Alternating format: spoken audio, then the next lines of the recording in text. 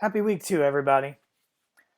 So today's lecture is going to be on the kind of fundamental aspects of seeing as a writer and reading as a writer, as kind of espoused in the Habits of the Creative Mind reading that I asked you to read for Tuesday.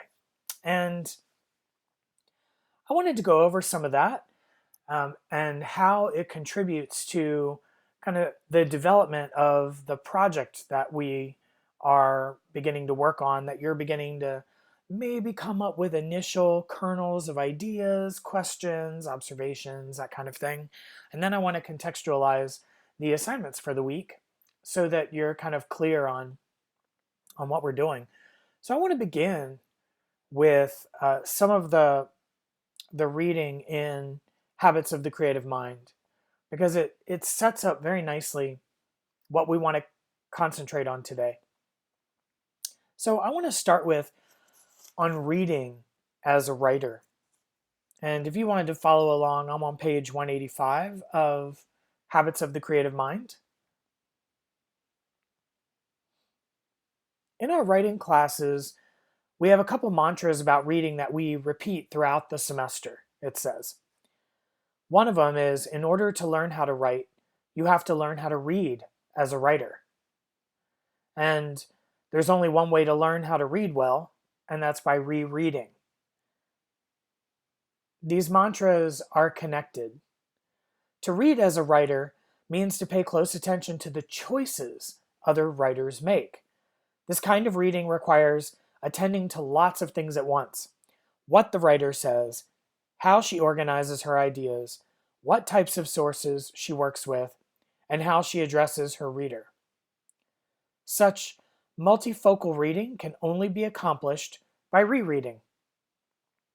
And I think we can kind of intuitively understand what the habits text is saying, right? When we first read a text, what are we reading for? What it's saying, what its content is, right? We are hunters, and so we are searching for what the message of the work is. And that's great if we just want to be readers. But we also want to be writers in this class. And what that means is that we have to go to the second valence of what it means to read, and that is looking at how the writer is, or how the author of whatever text we're reading is somehow making their point. What strategies are they employing? Yeah. And while most people read for content, us writers need to read for strategy as well. Because it's not just about the what and the what and the what, but it's also about the how and the why. And very much, the more we examine how successful texts have employed strategies, well, then we can go, ooh, I like that one. I'm going to steal that. Or, I'm not really into that. Or, this strategy is interesting, but not for what I'm trying to do with my own work, right? So we're coming up with a methodology that is going to serve the message that you want to make, yeah? And so the more we do that, the more skilled we get at being able to fashion strategies so that 50% of the writing process to make something successful, which is the strategies for how we convey, is on par with the content itself. But content itself is not enough, right? We are the architects of our argument, not just the argument itself. And very often, the architecture of something is what really determines whether it's going to succeed as being something that's persuasive. Okay? So that is a reason why your first discussion question for this week, we have two of them this week, by the way, and it's just so that we can kind of get caught up with losing that 1 week. I promise it'll even out a little bit more. I loaded it heavy in the beginning of our quarter. But the very first discussion question that we have this week is on the essay that I'm asking you to read for Tuesday called Rethinking Los Angeles. And so it's a very interesting text. It is very unorthodox, and yet it has garnered a lot of respect and notoriety for the way that it conveys its argument and being persuasive. So, Greg Hise's Rethinking Los Angeles is what you're going to use for this discussion question. Once you have read it, this is a chance for you not just to talk about, okay, what is the main idea, but what strategies of the essay are somehow notable to you. So in the discussion question, I'm asking you as a reader, what part of the essay drew you in most? Why do you think you were drawn in? And really pay attention to that, yeah? So that you're both identifying yourself as a reader, just kind of that intuitive response, but then also as a writer. What aspect of the essay is doing this thing or making you be drawn in? Remember, anything can draw us in. Anything can get our attention. It's not just content based, it's the way it's being done. And then, secondly, identify one choice that the author has made that you felt was notable to you. And what about it was notable? What do you think it's doing? How is it contributing to the overall kind of feel of the essay? Okay. You want to share these on the discussion board by the end of the day on Tuesday. That's April 14th. Okay. So make sure that you're on top of your game here. Cool. Then respond to at least 2 of your colleagues with questions or thoughts of your own by Thursday, April 16th. And this is where you want to be generous so that we can begin to figure out, okay, what strategies seem to really be working and why? What is it about them that is working for this text? We're getting under the hood of these essays. Because notice, it's not a 5-paragraph essay, and it certainly doesn't follow the typified format. But yet, this essay is being assigned because it is incredibly well-known and well-regarded within the scholarly community, and certainly on a subject related to California. Yeah? So that is your discussion question 1. Yeah? And again, just to kind of reiterate, when we're looking for strategy, we first want to pay attention to just what specific part of a text draws us in. But then after that, what choice do we think the author has made? And reflect on that choice. Then, because we have identified it, we can then assess for ourselves. Do I want to do that? Do I like this strategy? Is it a good technique to steal? Picasso said that great artists steal. So we should be doing the same. We should take what we think is effective or evocative that seems to somehow connect to us and try it on, right? It's like trying on an outfit, see if it looks good. If it doesn't, abandon it or modify it, qualify it. And that's the way that we become stronger writers. All right. The other part of the Habits of the Creative Mind text is talking about seeing as a writer. And this takes on its own dynamic as well. And it's very much related to the main assignment that you're doing in the early part of this week. So I want to go back to habits, just read a couple things to kind of preface. I'm on 179 if you want to follow. To see as a writer does, you need to practice asking questions about what you see. So instead of quieting the verbal activity in your mind, in this process, you are training yourself to question the information your eyes are reporting to you. This questioning serves 2 purposes. It makes you conscious of your own perspective, and it also makes clear that other perspectives are possible. And so there is this kind of wonderful story, as you read, about how when we're younger, that which fascinates us, we stare at, right? And this concept of staring is kind of alluded to in the text. And in particular, how without reservation, we try to understand the thing that is in front of us that's unique or phenomenal. And yet that gets kind of trained out of us because of social qualm, right? Not to be rude or not to look creepy.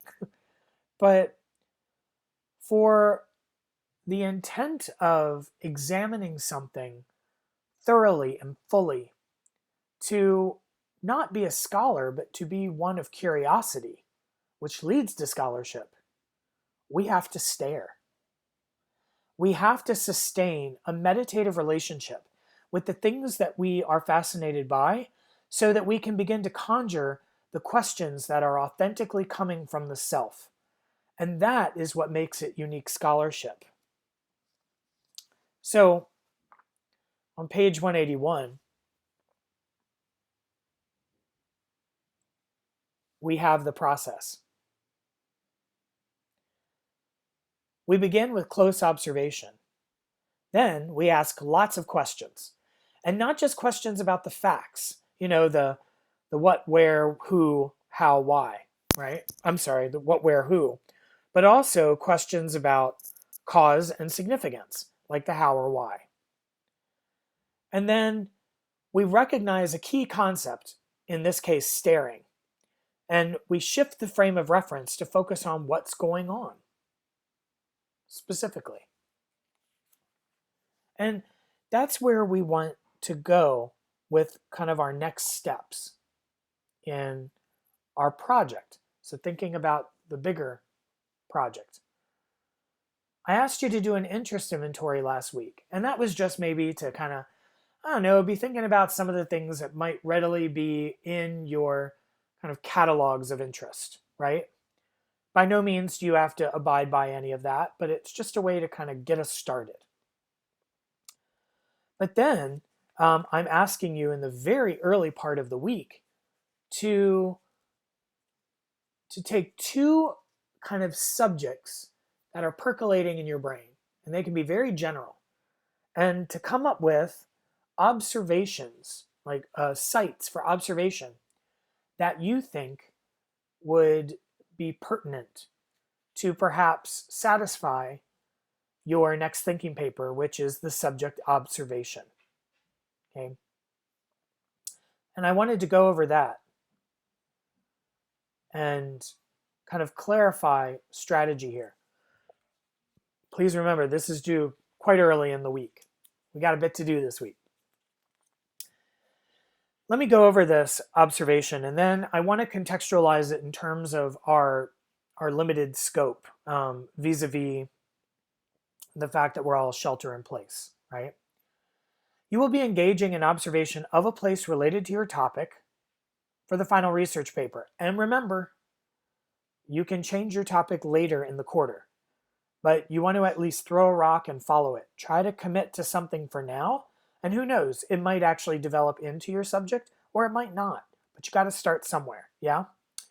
And you're going to be writing descriptive notes as a means to both assist you in determining your research focus and to dynamize the reading experience of your research, right? This is basically you're collecting your first qualitative data.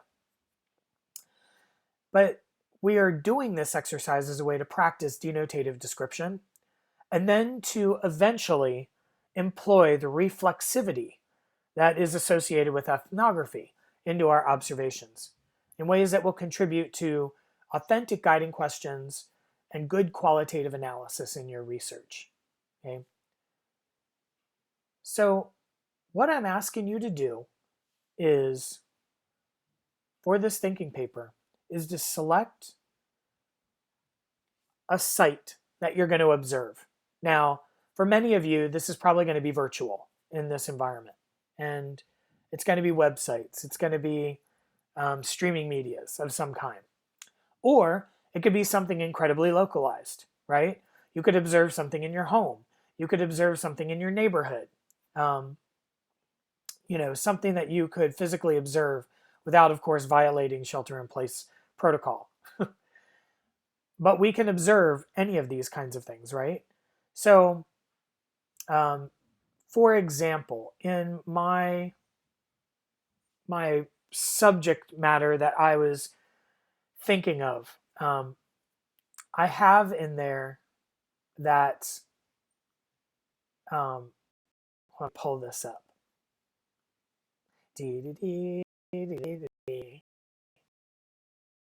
Be helpful just to kind of know what is out there. So um, for the subject observation brainstorm, yeah, I came up with two subjects. One of them is the evolution of Silicon Valley from hub of innovation to materialistic capital, right? So my observation spot is the Valley Fair Mall website, which exemplifies materialism, right? And is also in Silicon Valley. Now, how the hell do I observe the Valley Fair website? Well, you look at what is prioritized, how it's designed, what it tends to emphasize, what messages it tends to allude to. There's all kinds of rhetoric, even in a website, let alone like a news streaming media source, right? So, that could be one idea where, sorry, this is itchy. That could be one idea where it's like I go to the website and I kind of look at what is valued, through the website. What is it trying to convey? What is it trying to communicate? All right. A second subject matter that I came up with is hookup culture in college campuses. So, what kind of observation spots could I utilize? Well, if I wanted to be very local, if I wanted to make it more about Santa Clara, I could observe the Clara site, right? Um, and then maybe I could combine that with a documentary. There's a documentary called Liberated, A New Sexual Revolution, which is all about hookup culture in colleges. So maybe I would make that my observations. And I would pay attention to what seems to be prioritized in the message making. How is it designed? Who does it seem to be for, right? The patterns of ideas.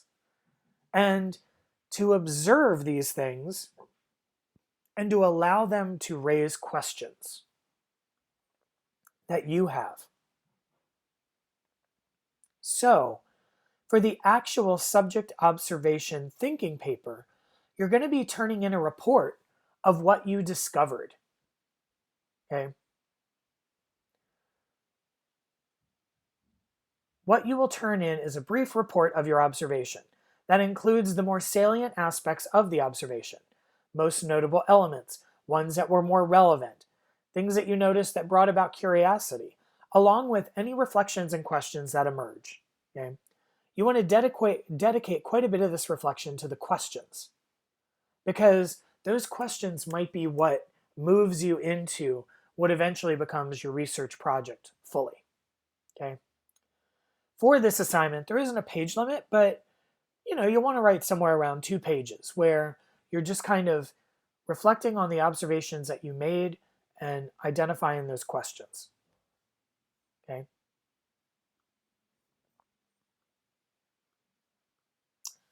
So I think that's where I want to stop for today. Obviously, I'll have another lecture on Thursday, but I just wanted to kind of have what is expected in this early part of the week. Okay. And lastly, I know I sent an announcement about this, but discussion questions. They are key to us being able to engage. Okay? Meaning that pay attention to the two deadlines that are typically associated with a discussion question. There is the initial post, which usually is earlier, and then there is the due date for responses, which is the one that is identified in Camino, because I can't have both due dates listed. So please make sure that you're getting your initial posts in on time.